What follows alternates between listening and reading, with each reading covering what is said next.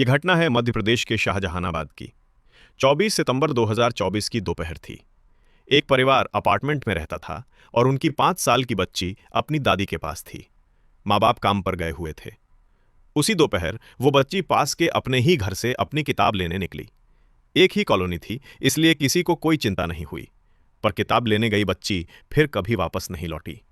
जब कुछ देर बीती तो दादी परेशान हुई। घर वालों ने, कॉलोनी के लोगों ने, यहां तक कि पुलिस ने भी मिलकर हर जगह बच्ची को ढूंढा। बेसमेंट, छत, आस पड़ोस के घर, हर जगह तलाशी ली गई। पुलिस की एक 100 जवानों की टीम बनी, पर बच्ची का कहीं कोई सुराग नहीं मिला। सीसीटीवी फुटेज खंगाले गए और एक बात तय हो गई, वो बच्ची कॉलोनी से बाहर गई ही नहीं थी। इसका मतलब था कि वो किसी ना किसी घर के अंदर ही थी। अगले दिन 26 सितंबर की सुबह, यानी बच्ची के गायब होने के लगभग 35 घंटे बाद, पड़ोसी फ्लैट से एक तेज और अजीब सी बदबू आने लगी। वो फ्लैट बच्ची के बड़े पापा के फ्लैट के ठीक बगल में था। अंदर एक औरत, बसंत, और उसकी बेटी चंचल रहती थीं। बदबू के बारे में पूछने पर उन्होंने कहा कि कोई चूहा मर गया होगा। मगर एक पड़ोसी को शक हुआ और उसने पुलिस को सूचना दी। पुलिस फिर से उस फ्लैट पर पहुंची। तलाशी की बात पर दोनों औरतें अड़ गईं। और तो और बच्ची के रिश्तेदारों ने भी कहा कि ये हमारे अच्छे पड़ोसी हैं, ये तो बच्ची को ढूंढने में मदद कर रहे थे। लेकिन पुलिस को अपनी ड्यूटी निभानी थी। घर की तलाशी ली गई, पर शुरू में कुछ नहीं मिला। तभी पुलिस की नजर एक बड़ी टंकी पर पड़ी। उस टंकी के करीब जाते ही बदबू बहुत तेज हो गई।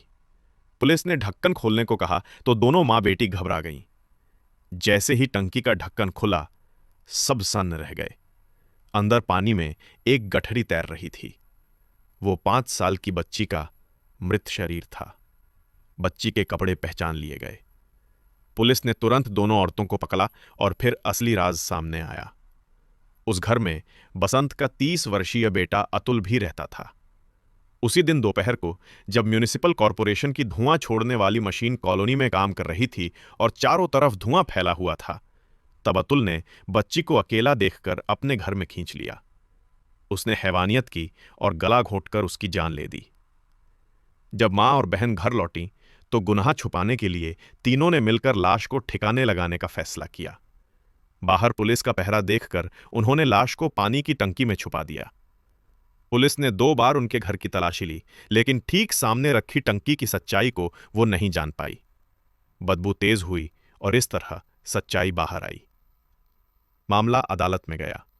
1.25 साल के भीतर अदालत ने अपना फैसला सुनाया। हत्यारे अतुल को मौत की सजा मिली और गुनाह छुपाने वाली मां बहन को 1-1 साल की जेल हुई।